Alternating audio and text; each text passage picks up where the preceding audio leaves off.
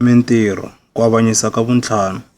Kambe a ku ri ni wanuna loyi a va ku hi Ananiya, ni nsati wa yena Safira, a xavisa nsimu. Kutani loko a ti pambulele mali eka nxavo wa kona hi ku twanana ni nsati, a tisa leswi saleke, a swi veka emahlweni ka vaapostola. Hi loko Petro a ku ka yena, Ananiya, hikwalaho ka yini u pfumelela Sathana ku tata mbilu ya wena leswaku u hembela moya lowo kwetsima ni ku ti pambulela hi tlhelo eka nxavo wa nsimu xana? Ni loko u yi xavisile, xana nxavo wa yona a wu nga ri wa wena ke? Mhaka leyi u yi pfumelerise ku yini embilwini ya wena xana? A wu hembelanga vanhu, kambe u hembele Xikwembu. Loko Ananiya a twa marito walawo, a wela hansi, a fa. Kutani hinkwavo lava tweke mhaka leyi va khomiwa hi ku chava lokukulu. Kava loko majaha ma nghena, ma n'wi phutsela, ma n'wi rhwala ma huma na yena ma ya n'wi lahla. Loko ku lave ku hundza tiawara tinharhu, nsati wa Ananiya a nghena na yena, a nga tivi leswi humeleleke. Petro a n'wi vutisa a ku, ndzi byele, xana hi wona nxavo lowu mi nga xavisa nsimu wa wona xana? A ku ina, hi wona. Hi loko Petro a ku ka yena, mi twananile yini ku ringa moya wa hosi xana? Yingisa, swigingi swa lava nga ya lahla nuna wa wena hi leswi enyangweni, na wena va ta ku rhwala va huma na wena. Hi nomu lowu a wela emahlweni ka Petro, a fa. Loko majaha ma nghenile, ma n'wi kuma a file, kutani ma n'wi rhwala ma huma na yena ma ya n'wi lahla kusuhi ni nuna wa yena. Kutani ku chava lokukulu ku khoma kereke hinkwayo ni vanhu hinkwavo lava tweke timhaka leti. A ku endliwa mahlorila yo tala ni swihlamariso leswo tala hi mavoko ya vaapostolo exikarhi ka vanhu. Vadyondzisiwa hinkwavo a va tala ku hlengeletana erikupakupeni ra Solomoni va ri mbilu yin'we.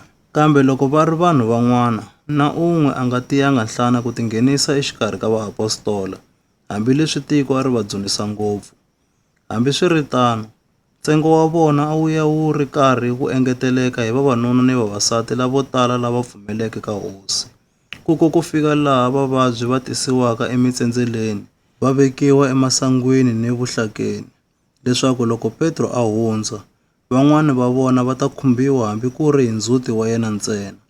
Naswona, vanhu va miti leyi rhendzeleke Yerusalema a va ta va tele va tisa vavabyi ni lava karhatiwaka hi mimoya ya thyaka, kutani hinkwavo a va hanyisiwa.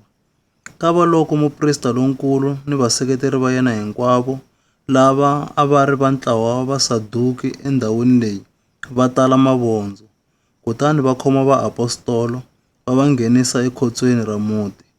Kambe ntsumi ya hosi yi pfula tinyangwa ta khotso ni vusiku, yi va humesela handle yi ku, fambani mi ya yima etempeleni, mi tivisa vanhu timhaka hinkwato ta vutomi lebyintshwa lebyi.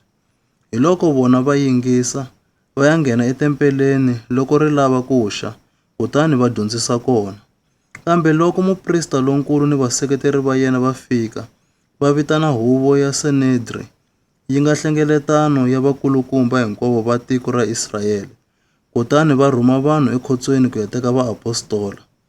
Kambe loko varhumiwa va fika ekhotsweni, va kuma vaapostola va nga ri kona, kutani va tlhela va ya vikela huvo va ku, hi kumile khotso ri pfariwile swinene, ni valanguteri va yimile etinyangweni, kambe loko hi pfula, hi kume ku nga ri na munhu.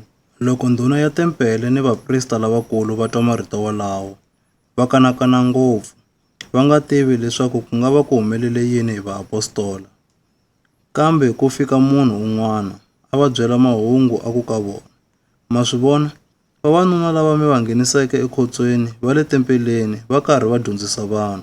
Kava loko ndhuna ya tempele ni varhumiwa va huvo va ya va khoma, kambe ku nga ri hi ku va dlidlimbeta, hikuva a va chava vanhu leswaku va nga va khandla hi maribye. Kute loko va vuyile ni vaapostola, va va yimisa ehubyeni, kutani muprista lonkulu a tengisana na vona a ku, hi mi lerisile swinene leswaku mi nga tshuki mi dyondzisa hi vito rero. Kambe langutani ke, mi tatile Yerusalema hi dyondzo ya n'wina, kutani mi lava ku hi veka nandzu wa rifu ra munhu loyi. Kambe Petro ni vaapostola lavan'wani va hlamula va ku, hi fanele ku yingisa Xikwembu ku tlula vanhu. Xikwembu xa vatata wa hina xi pfuxile Yesu ekufeni, ndzhaku ka loko mi n'wi dlayile hi ku n'wi hayeka emhandzeni. Hi yena loyi Xikwembu xi nga n'wi tlakusa, a tshama evokweni ra xona ra xinene ku va murhangeri ni muponisi, leswaku a ta nyika Vaisirayele ku hundzuka ni ku rivaleriwa ka swidyoho. Kutani hina hi timbhoni ta timhaka leti, hina swin'we ni moya lowo kwetsima lowu Xikwembu xi wu nyikeke lava xi yingisaka. Loko va huvo va twa marito lawa, va kariha ngopfu, kutani va tiyimisela ku va dlaya.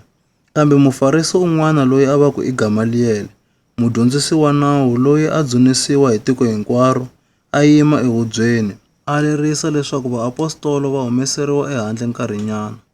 Kutani a ku ka huvo, vavanuna va Israyele, tivoneleni lexi mi lavaka ku xi endla eka vanhu lava, hikuva a hi khale ngopfu ku humelele Thudasi, loyi a tivula munhu wa matimba, a seketeriwa hi vanhu lava lavaka ku va mune wa madzana, kambe u vuye a dlawa. Kutani hinkwavo lava a va yima na yena va hangalasiwa va nyamalala. Endzhaku ka yena ku humelele Yudasi wa Galileya, enkarhini wa ku tsarisiwa ka vanhu. A yenga lavo tala va n'wi landza, kambe na yena u lovile. Kutani hinkwavo lava a va yima na yena va hangalasiwa. Sweswi ke ndzi ri ka n'wina, hambanani ni vanhu lava, mi va tshika, hikuva loko makungu lawa kumbe ntirho lowu wu huma eka vanhu, wu ta hela. Kambe loko wu huma eka Xikwembu, mi nga ka mi nga wu va siveli, kutani mi nga kumiwa mi lwile na Xikwembu. Va huvo va n'wi yingisa. Loko va vitanile vaapostolo ni ku va nyiketa leswaku va biwa hi minkhavi, va va lerisa leswaku va nga tshuki va dyondzisa hi vito ra Yesu, kutani va va tshunxa. Loko va ri vona, va huma ehubyeni va tsakile, hikuva a va kumiwile va ri lava fanelaka ku soriwa hikwalaho ka vito ra Yesu. Kutani masiku hinkwawo va nga rhuteli ku dyondzisa ni ku twarisa evhangeli etempeleni ni mindyangwini ya vanhu va ku, Mesiya hi yena Yesu.